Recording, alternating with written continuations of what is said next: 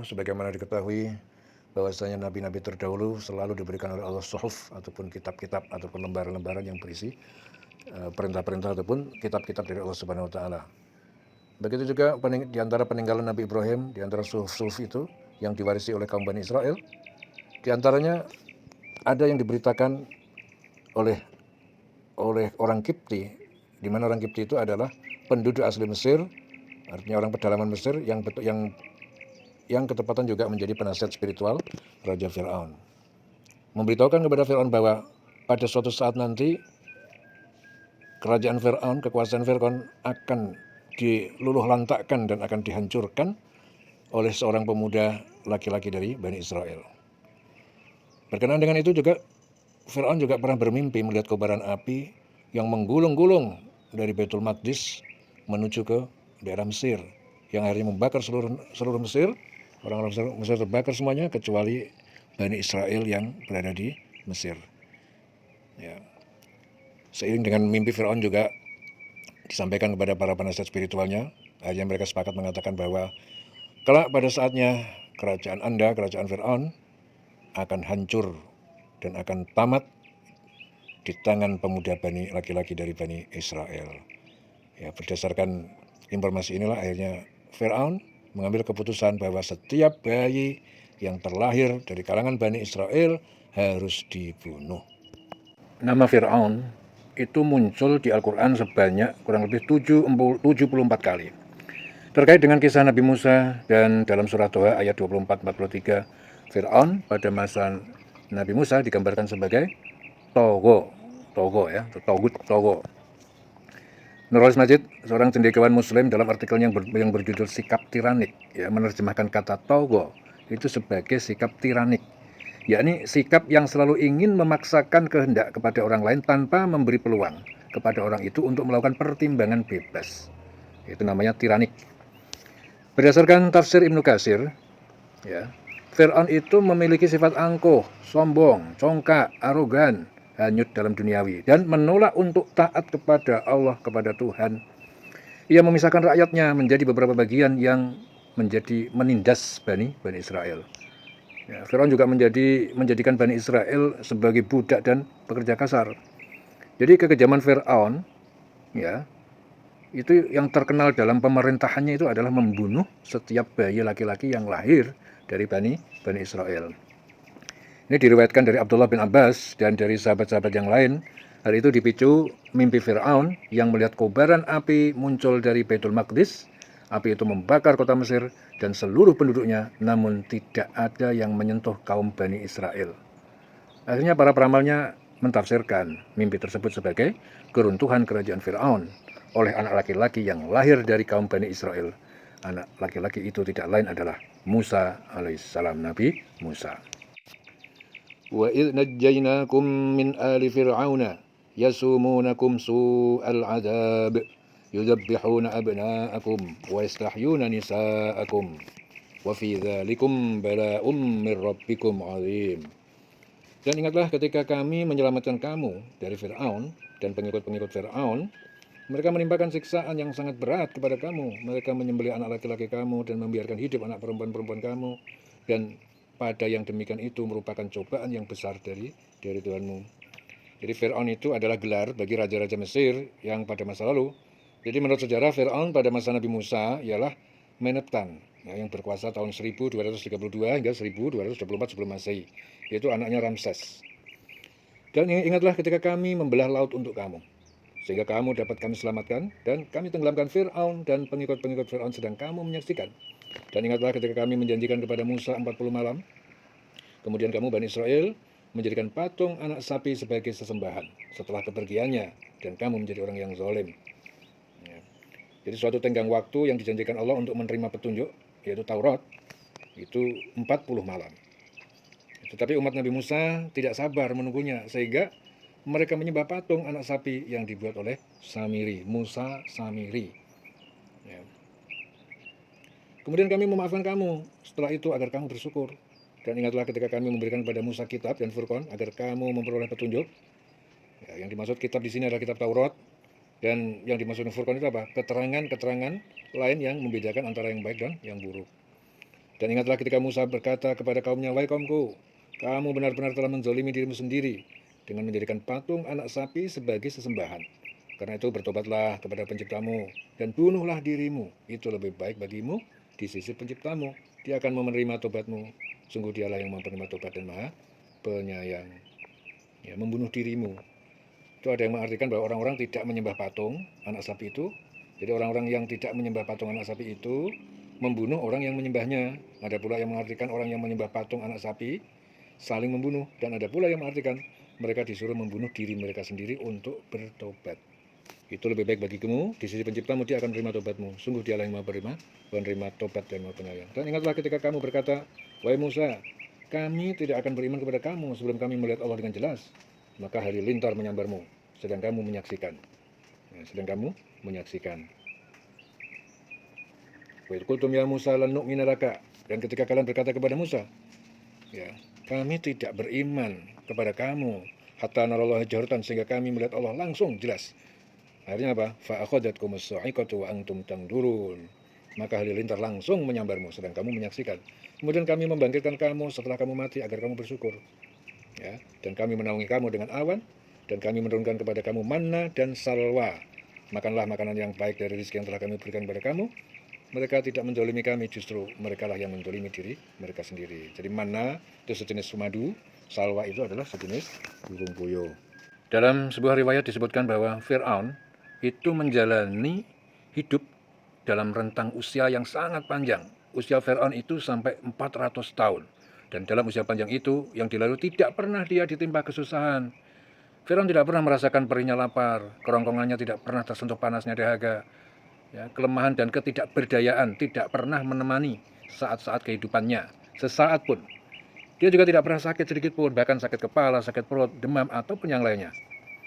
Maka melihat kenyataan yang dialami oleh Fir'aun, ya, akhirnya para ulama berkomentar seandainya saja dalam episode panjang dalam perjalanan kehidupan Fir'aun itu pernah merasakan pahitnya lapar, haus, pernah merasakan kelemahan, ketidakberdayaan, atau pernah mendapatkan kesusahan hidup, sejenak saja niscaya dia tidak akan mengikrarkan dirinya sebagai Tuhan. Setidaknya kisah tentang kepongahan puncak Fir'aun dapat kita jadikan dalil bahwa kebanyakan manusia yang tidak pernah mengalami perihnya lapar dan dahaga akan membuat mereka congkak dan angkuh. Dalam surah Al-Qasas 38, ya ayyuhal mala'u ma'alimtu lakum min ilahin ghairi. Wahai pembesar-pembesar kaumku, aku tidak mengetahui Tuhan bagi kamu selain aku. Kemudian dalam surah An-Nazi'at 23-24 juga dikatakan, fahasyara fanada faqala ana rabbukumul a'la. Maka dia mengumpulkan pembesar-pembesarnya lalu berseru memanggil kaumnya seraya berkata, akulah Tuhanmu yang paling tinggi. Keyakinan inilah yang menyeret mereka pada pencarian jawaban atas pertanyaan apakah Fir'aun yang mereka yakini Tuhan itu mati seperti halnya manusia yang lain. Jadi ia meminta agar membunuh bayi-bayi laki-laki tanpa terkecuali. Ya. Setelah itu lahirlah Nabi Musa yang berasal dari kalangan Bani Israel. Jadi setelah Musa lahir, sebagai seorang ibu tentunya khawatir dan gelisah, takut ya kalau bala tentara tersebut akan membunuh anak lakinya. Jika Fir'aun mengetahui bahwa Musa telah lahir, kemudian Allah pun akhirnya memberi ibunya Nabi Musa sebuah ilham atau petunjuk untuk menghanyutkan ke sungai Nil. Dan Allah berjanji akan memberikan kembali Musa kepada ibunya pada suatu hari nanti. Jadi muara sungai tempat Musa dihanyutkan ternyata sampai jalurnya ke istana Fir'aun. Ya. Jadi setelah itu Musa pun ditemukan oleh istri Fir'aun. Istri Fir'aun itu bernama siapa? Bernama Asiyah binti Muzahim bin Ubaid bin Ar-Rayyan bin Al-Walid. Jadi setelah menemukan bayi laki-laki itu, akhirnya Aisyah pun mengasuhnya dengan memberi Musa susu dari perempuan yang juga sedang menyusui saat itu. Namun muncul keanehan saat Musa akan diberi ASI oleh para ibu yang sedang menyusui. Musa tidak mau. Jadi Musa menolak, tidak mau menyusu, sehingga ibu kandungnya pun menawarkan diri untuk menyusuinya. Ya. Jadi akhirnya diberitakan bahwa Musa itu tidak mau menyusui atau menyusu dari orang lain. Akhirnya diumumkan, ya, akhirnya dari kerajaan mencari siapa yang bisa menyusui dan kira-kira Musa mau. Ya, akhirnya salah satu di antaranya adalah ibu kandungnya Musa menawarkan diri untuk menyusui ternyata. Tapi itu masih sifatnya rahasia, jadi orang tidak tahu kalau itu ibunya Musa. Ya, menyamar jadi orang lain, ternyata itu ibu kandungnya sendiri. Akhirnya disusui oleh ibu kandungnya sendiri. Pagi disusuin, sore ibunya pulang ke rumahnya. Hingga beranjak remaja. Jadi Musa diasuh oleh Fir'aun itu sampai remaja. Ibunya itu namanya siapa? Yukabat. Gitu. Bapaknya Musa namanya Imran bin Kohat bin Lawi bin Yakub. Ya, jadi ibunya Musa itu namanya Yukabat. Jadi setelah lahir dengan bertawakal kepada Allah, akhirnya bayi itu dilepaskan oleh ibunya dan ditutup di sebuah kotak, dicat warna hitam, terapung di permukaan sungai Nil. Ya, tetapi kakaknya Musa diperintahkan ibunya untuk mengawasi dan mengikuti peti rahasia itu. Diketahui berlabuh terus sampai mendekat ke wilayahnya Fir'aun. Ketika itu diberitahu sama istrinya tentang adanya bayi yang ditemuin, kemudian bayi itu diterima oleh Fir'aun, disusuin. Ternyata yang menyusuin akhirnya siapa? Ibunya sendiri. Ya. Sejak ia kembali ke istana oleh ibunya setelah disusui, jadi Musa itu hidup ya sebagai salah seorang dari keluarga kerajaan hingga mencapai usia dewasa. Jadi Nabi Musa itu tinggal di mana? Di kerajaan Fir'aun. Diasuh oleh Fir'aun sampai menjelang dewasa. Memperoleh asuhan pendidikan tradisi istana. Ya. Musa itu mengetahui dan sadar bahwa ia adalah seorang anak pungut. Ya, tidak setitik darah Fir'aun pun mengalir dalam tubuhnya. Bahwa ia adalah keturunan Bani Israel yang ditindas, diperlakukan sewenang-wenang oleh Fir'aun. Ya, karenanya ia berjanji kepada dirinya akan menjadi pembela kaum, ya, akan menjadi pembela kaum Bani Israel yang tertindas dan menjadi pelindung bagi orang-orang yang lemah, yang menjadi sasaran kezaliman dan keganasan penguasa. Ya, jadi ini karena terdorong rasa kesetiakawanan oleh orang-orang yang madlum, yang didolimi. Terjadilah suatu peristiwa yang menyebabkan Musa meninggalkan istana, yaitu keluar dari Mesir. Jadi peristiwa itu terjadi ketika Musa sedang berjalan-jalan di sebuah lorong waktu tengah hari di mana keadaan kota sunyi, sepi ketika penduduknya sedang tidur siang. Jadi saat berjalan-jalan Musa melihat ada dua orang berkelahi, seorang dari Bani Israel bernama Samiri. Nah, Samiri inilah nanti yang menjadi Dajjal itu, ya. Dan seorang lagi dari kaum Fir'aun namanya Fatun. Jadi Musa mendengar teriakan Samiri, mengharapkan akan pertolongannya terhadap musuhnya yang lebih kuat dan lebih besar itu. Jadi Samiri itu tidak terlalu besar, dan musuhnya yang namanya Fatun itu lebih kuat dan lebih besar.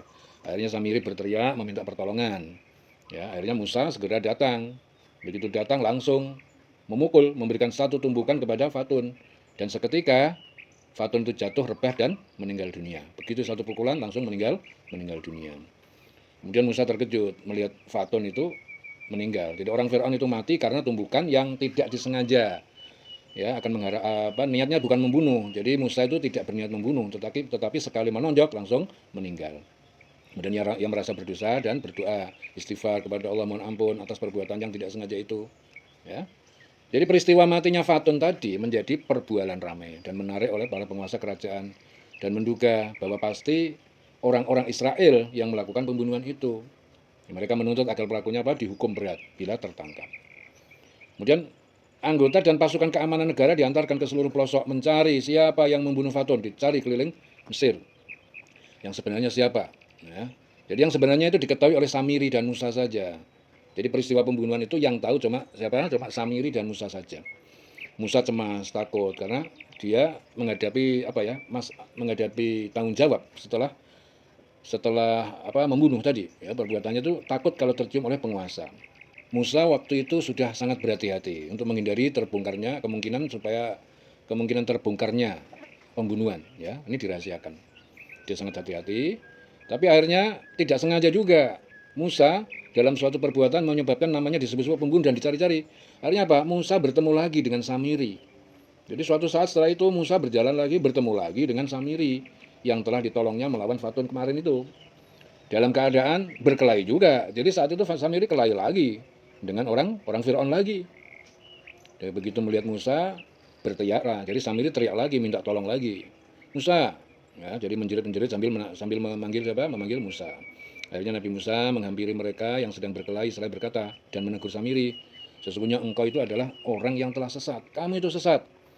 Jadi Nabi Musa melihat ternyata yang kelahi Samiri lagi. Kemarin yang kelahi Samiri sama Fatun minta tolong Nabi Musa.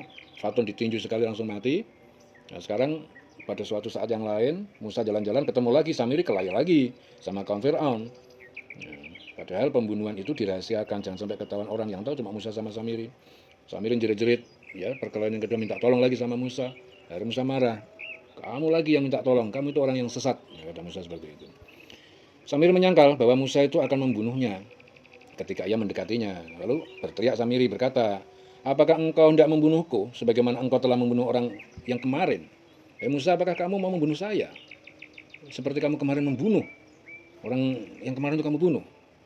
Jadi ternyata omongan Samiri itu didengar, ya. Ternyata omongan Samiri itu apa? Didengar oleh ada orang dari anggotanya Firaun, ya. Jadi ada anak buahnya Firaun yang sedang lewat.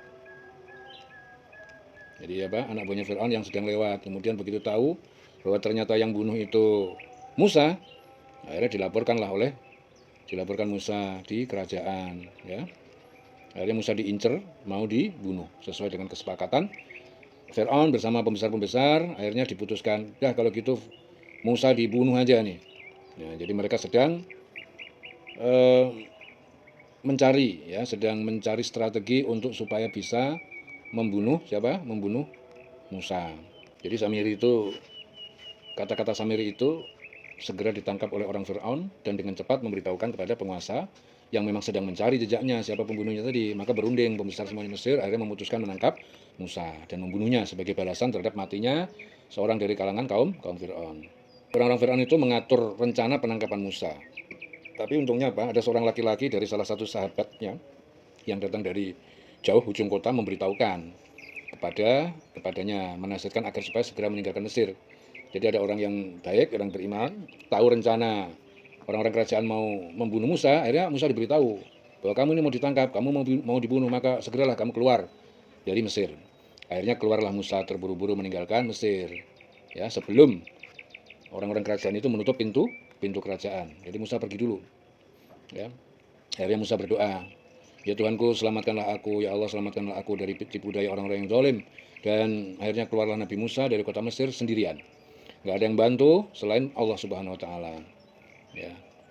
Jadi setelah menjalani perjalanan selama 8 hari 8 malam, ya, jalan kaki Nabi Musa tanpa alas kaki, akhirnya Nabi Musa sampai ke kota namanya kota apa? Kota Madian. Kota Madian itu kotanya Nabi Shu'aib yang terletak di timur Jazirah Sinai, Teluk Aqobah di selatan Palestina. Kemudian apa? Nabi Musa istirahat di sebuah pohon, istirahat karena capek, layah-layah, ya, karena sambil merenungi nasibnya dan peristiwa yang terjadi di Mesir. Dalam keadaan demikian, olehnya terlihat sekumpulan penggembala. Akhirnya dia melihat apa? Ada penggembala, tukang angon wedus, ya, mengelilingi sebuah sumur. Mereka berebutan mencari minum. Di belakang mereka itu ada 2 orang perempuan yang sedang ngantri juga cari minum, ya, untuk ternaknya. Kemudian Nabi Musa itu merasa kasihan melihat ada 2 orang perempuan itu sedang menanti, lalu dideketin. Kalian ngapain di sini? Ya, Nabi Musa bilang kepada gadis itu. Karena dia menjawab, kami tidak mengambil air dan memberi minum ternak kami, namun kami tidak bisa berdesak-desak dengan laki-laki yang di situ. Akhirnya Nabi Musa bilang, udah kamu nunggu di sini, tak ambilkan. Akhirnya Nabi Musa mengambilkan, ya. Akhirnya Nabi Musa dalam waktu sekejap memberikan air minum kepada ternak yang dibawa 2 perempuan itu. Akhirnya mereka pulang, ya. Begitu perempuan sudah pulang kembali ke bapaknya, cerita, ya. Jadi 2 gadis itu akhirnya pulang ke rumah dan cerita kepada bapaknya tentang pengalamannya dengan Nabi Musa. Karena pertolongannya yang tidak diminta itu dapat lebih cepat kembali. Ya, ayahnya juga kaget, kok kamu cepat pulang? Biasanya kalau ngantri kan lama sekali, kok cepat pulang? Oh, saya tadi ditolong oleh seseorang, namanya Musa. Nah, akhirnya apa yang terjadi? Akhirnya bapaknya memerintahkan, ya sudah. Akhirnya bapaknya menyuruh salah seorang dari putrinya itu untuk memanggil dan mengundangnya supaya datang ke rumah. Akhirnya apa? Dengan malu-malu pergilah putri Shu'aib menemui Musa yang masih berada di bawah pohon tadi sambil melamun. Dalam keadaan letih, lapar, Musa berdoa, ya Tuhanku, aku sangat memerlukan belas kasihan-Mu dan memerlukan kebaikan sedikit barang makanan. Mudah-mudahan bisa makan. Ya, intinya seperti itu doanya. Tahu-tahu kaget melihat ada gadis yang datang, gadis yang tadi itu. Ya, dalam lamunan berkatalah gadis itu, ayahku mengharapkan kedatangan kamu ke rumah untuk berkenalan dan engkau berkenal dengan engkau serta memberi engkau sekedar upah atas jasamu menolong kami mendapatkan air bagi ternak kami yang tadi itu. Kemudian akhirnya apa? Musa sebagai perantau yang asing di negeri itu, nggak kenal siapa-siapa, akhirnya terpikir mau menerima undangan gadis itu. Akhirnya mau datang dia. Gadisnya jalan di depan, dia mengawal dari belakang. Ya, akhirnya begitu sampai ketemu dengan Nabi Shu'aib di rumahnya, Musa diterima dengan baik, dengan hormat, ramah tamah dan mengucapkan banyak terima kasih. Kemudian dalam berbincang-bincang terhadap Syuaib dan kedua kedua gadis tadi, akhirnya Musa mengisahkan peristiwa yang terjadi pada dirinya di Mesir sehingga terpaksa ia melarikan diri. Cerita semuanya apa yang terjadi di Mesir. Akhirnya Syuaib berkata setelah mendengar kisah tamunya tadi, ya sudah, tenang saja, engkau sudah terlepas dari pengejaran orang-orang zalim dan ganas itu. Ya, itu adalah berkat rahmat Allah ya dan pertolongannya. Dan engkau sekarang sudah berada di sebuah tempat yang aman, yaitu di rumah saya. Dan engkau akan tinggal dengan tenang di sini dan tentram selama engkau suka, ya. Selama engkau suka di sini. Ya. Kemudian dalam pergaulan sehari-hari dia tinggal di rumah Syuaib sebagai tamu yang dihormati, disegani, dan ternyata terlihat betul Musa itu punya perilaku yang bagus, berani, cerdas, fisiknya kuat, ya, lemah lembut, budi pekertinya halus, akhlaknya luar biasa. Akhirnya ini menimbulkan ide dalam hati salah seorang dari kedua putri Syuaib untuk memperkerjakan Musa sebagai pembantu mereka. Jadi melihat perilaku dan sikap Musa itu sangat menarik, sangat bagus sekali. Akhirnya punya ide menyampaikan kepada bapaknya, wahai bapakku, bagaimana kalau seandainya ya Musa ini kita ajak Musa untuk membantu kami mengurus urusan rumah tangga dan peternakan kami. Karena Musa adalah orang yang kuat badannya, luhur budi pekertinya, baik hatinya, dan dipercaya. Akhirnya apa? Saran gadis itu, anaknya Syuaib itu disepakati dan diterima baik oleh ayahnya yang sudah menjadi pemikiran sejak Musa tinggal bersamanya di rumahnya. Jadi menunjukkan sikap bergaul yang bagus, hormat, sopan, serta tangan yang ringan, suka bekerja, suka menolong tanpa diminta. Akhirnya apa? Musa diajak berunding oleh Syuaib dan berkata Syuaib kepada Musa, wahai Musa, tertarik dengan sikapmu yang manis, dengan cara pergaulanmu yang sopan, serta akhlak budi pekertimu yang luhur selama engkau berada di rumahku ini. Mengingat usiaku ini sudah tambah tua, makin lanjut, maka aku ingin sekali mengambilmu sebagai menantu. Dan aku ingin mengawinkan kamu dengan salah seorang dari kedua gadisku ini. Jika engkau dengan senang hati menerima tawaranku ini, maka sebagai mas kawinnya aku minta engkau bekerja sebagai membantu kami selama 8 tahun menguruskan peternakan kami dan soal-soal rumah tangga yang memerlukan tenagamu. Dan aku sangat berterima kasih kepadamu bila engkau secara sukarela mau menambah 2 tahun di atas 8 tahun ya yang menjadi syarat mutlak itu. Ya. Jadi dimintai 8 tahun, tetapi Syuaib bilang, kalau kamu nambah 2 tahun lagi, jadi 10 tahun untuk kami lebih berterima kasih. Nabi Musa sebagai buruan yang lari dari tanah tumpah darahnya, sebagai orang yang melarikan diri dari Mesir, berada di negeri perantau, yang nggak punya saudara, nggak punya kerabat, ditawarin Syuaib, mau dinikahkan dengan anaknya, akhirnya langsung saja diterima, disetujui. Ya. Jadi tanpa berpikir panjang kepada Syuaib, dia bilang, aku merasa sangat bahagia bahwa Anda berkenan menerimaku sebagai menantu. Semoga aku bisa memenuhi semua harapan Anda yang telah berjasa kepada diriku. Ya, sebagai tamu kami dihormati dan ya semoga kemudian bisa menjadi menantu yang baik. Ya. Dan semoga saya bisa menjalankan syarat sebagai mas kawin untuk kerja tadi ya. Aku setujui dengan penuh tanggung jawab, dengan senang hati. Jadi setelah dia berkhidmat selama 8 tahun, akhirnya Musa dinikahkan oleh Nabi Syuaib dengan putrinya yang bernama Shofura. Dan sebagai hadiah perkawinan diberikan sebagai pasangan pengantin baru, Nabi Syuaib memberikan hadiah beberapa ekor kambing untuk dijadikan modal awal bagi hidupnya yang baru sebagai suami istri. Jadi pemberian itu beberapa ekor kambing yang merupakan tanda terima kasih kepada Musa yang selama ini di bawah pengurusannya ternak Syuaib itu menjadi berkembang biak dan cepat sekali perkembangan dan keuntungannya banyak ya dari bantuan Musa tadi. Kemudian 10 tahun Musa meninggalkan tanah airnya sejak melarikan diri dari buruan Firaun, suatu waktu yang cukup lama ya. Kemudian apa? Musa kembali ya, kepingin kembali ke Mesir. Ya, kepingin kembali ke Mesir. Akhirnya Musa bergegas bersama istrinya mengemas barang, kemudian mempersiapkan diri untuk pergi menuju ke Mesir. Jadi melalui jalan yang kira-kira tidak diketahui oleh keluarga Firaun, pasukan Firaun ya. Kemudian setibanya di Gunung Tursina, tersesatlah Musa, kehilangan pedoman dan bingung mana yang harus ditempuh. Kemudian dalam keadaan bingung seperti ini, Musa melihat sinar, melihat api yang menyala-nyala di atas lereng sebuah bukit. Dia berhenti, lalu menuju ke api, seraya berkata kepada istrinya, kamu di sini dulu menanti, aku tak pergi melihat api di atas bukit itu dan mudah-mudahan aku segera kembali. Ya, supaya aku bisa memberikan penerangan ya atau penghangat badan yang sedang menggigil. Kemudian tak kala Musa sampai ke tempat api itu terdengar ada suara seruan yang datang dari sebatang pohon kayu di pinggir lembah yang di sebelah kanannya pada tempat yang diberkahi itu. Suara seruan ya, yang didengar oleh Musa. Wahai Musa, aku ini adalah Tuhanmu, maka tanggalkanlah kedua terompahmu. Sesungguhnya kamu berada di lembah yang suci tua, ya, dan aku telah memilih kamu, maka dengarkanlah apa yang aku wahyukan kepadamu. Sesungguhnya aku ini adalah Allah, tiada Tuhan selain aku. Maka sembahlah aku dan dirikanlah sholat untuk mengingat aku. Itulah wahyu yang pertama yang diterima langsung Nabi Musa sebagai tanda kenabiannya, di mana ia telah dinyatakan oleh Allah sebagai Rasul dan nabinya yang dipilih Nabi Musa dalam kesempatan bercakap-cakap langsung dengan Allah di atas Bukit Tursina, dan telah diberi bekal oleh Allah yang Maha Kuasa 2 jenis mukjizat sebagai persiapan untuk menghadap kaum Fir'aun yang sombong dan zalim itu. Akhirnya bertanya Allah kepada Musa, Musa, apa yang engkau pegang dengan tangan kananmu itu, Musa? Jadi suatu pertanyaan yang mengandung arti yang lebih dalam dari apa yang sepintas lalu dapat ditangkap oleh Nabi Musa dengan jawaban yang sederhana. Ini adalah tongkatku. Aku bersandar bertelekan menggunakan tongkat padanya, dan aku pukul daun-daun dengannya untuk memberi makan kambingku. Ya, ini jawaban yang sangat polos. Selain itu aku dapat pula menggunakan tongkatku ini untuk keperluan-keperluan lain yang penting bagiku. Ya. Jadi maksud arti dari pertanyaan Allah yang nampak sederhana itu baru dimengerti dan diselami oleh Musa setelah Allah memerintahkan kepadanya agar meletakkan tongkat itu di atas tanah. Lalu menjelmalah seekor ular besar yang merayap dengan cepat sehingga menjadikan Musa lari ketakutan. Kemudian Allah bilang, peganglah ular itu, jangan kamu takut. Kami akan mengembalikannya kepada kamu keadaan semula. Dipegang menjadi tongkat lagi. Maka begitu ular yang sedang merayap ditangkap dipegang oleh Musa, ia segera kembali menjadi tongkat yang ia terima dari Syuaib. Jadi tongkat itu dia terima dari Nabi Syuaib mertuanya, ya, ketika ia bertolak dari Madian.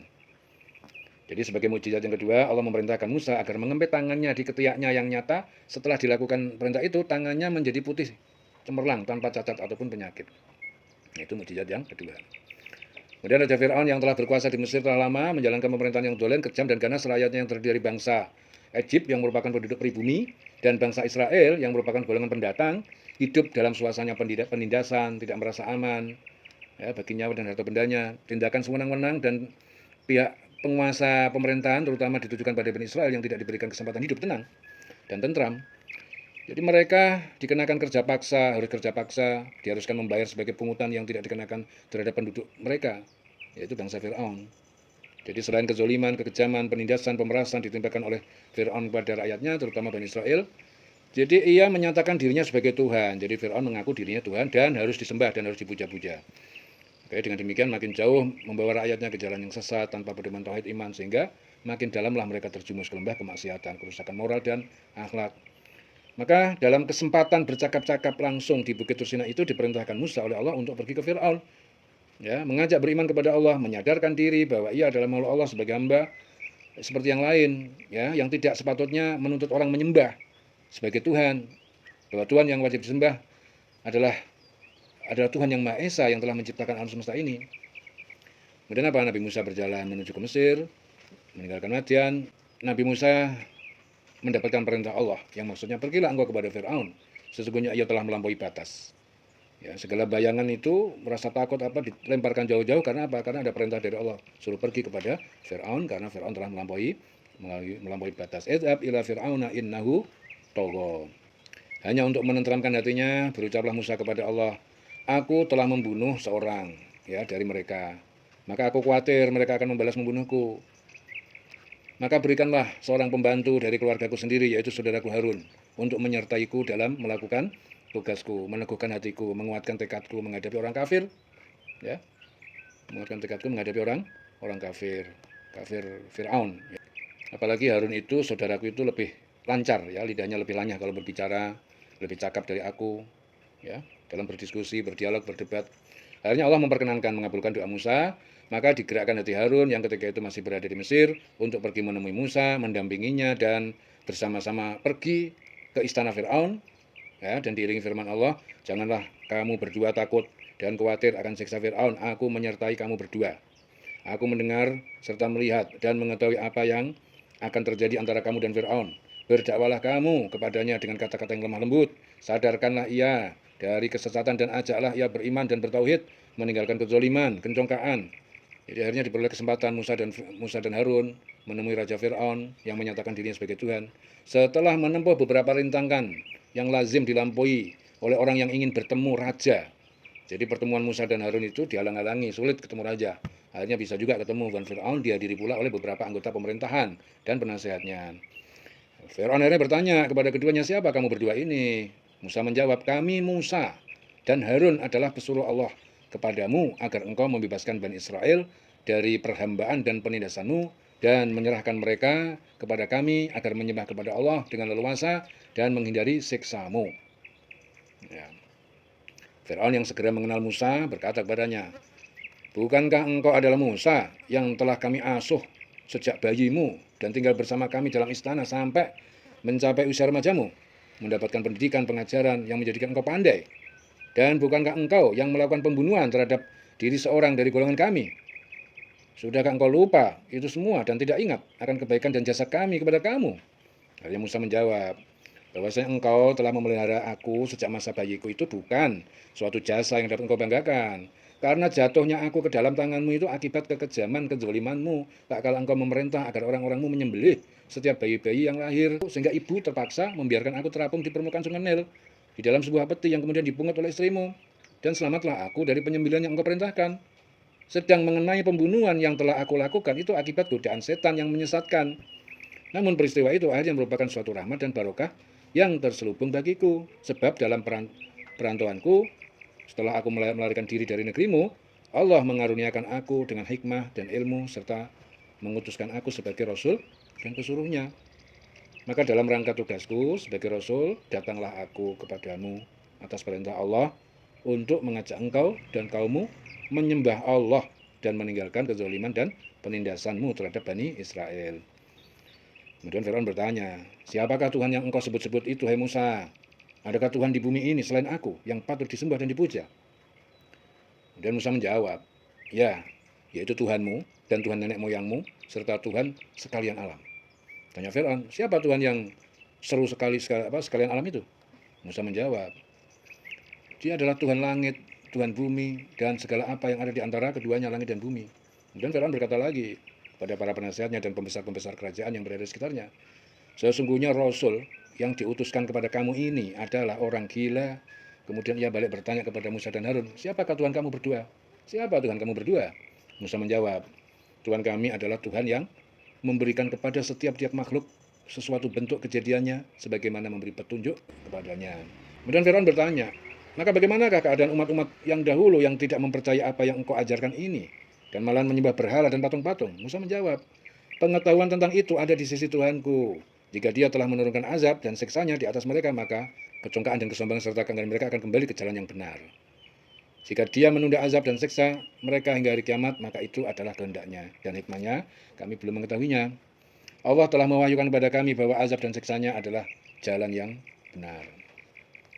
Kemudian Fir'aun yang sudah tidak berdaya menolak dalil-dalil Musa yang diucapkan secara tegas dan berani merasa tersinggung kehormatannya sebagai raja yang telah mempertuhankan dirinya lalu menunjukkan amarahnya dan berkata kepada Musa secara mengancam, hei Musa, jika engkau mengakui Tuhan selain aku, maka pasti engkau akan kumasukkan ke penjara.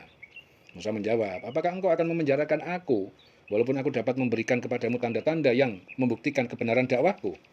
Fir'aun menentang dengan berkata, datangkanlah tanda-tanda dan bukti-bukti yang nyata yang dapat membuktikan kebenaran kata-katamu jika engkau benar-benar tidak berdusta. Jadi menjawab tantangan Fir'aun yang menuntut bukti atas kebenaran Musa dengan serta-merta meletakkan tongkat dan mukjizat itu di atas dan segera menjelma menjadi seekor ular besar yang melata menghalau Fir'aun.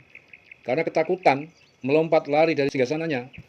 Fir'aun ketakutan lari melompat melarikan diri selalu berseru pada Musa, hei Musa, demi asuhanku kepadamu selama 18 tahun panggillah kembali ularmu itu. Kemudian dipeganglah ular itu oleh Musa dan kembali menjadi tongkat. Ya, berkata Fir'aun kepada Musa setelah hilang rasa heran dan takutnya, adakah bukti yang lain? Ya, lihatlah. Akhirnya Musa menjawab serta memasukkan tangannya ke dalam saku bajunya. Kemudian tak kala tangannya dikeluarkan dari sakunya, bersinar. Tangannya bersinar, menyilaukan mata Fir'aun dan orang-orang yang sedang berada di sekelilingnya. Fir'aun sebagai raja yang menyatakan dirinya sebagai Tuhan tentu tidak akan mudah begitu saja menyerah kepada Musa yang bekas anak pungutnya, walaupun kepadanya telah diperlihatkan mukjizat.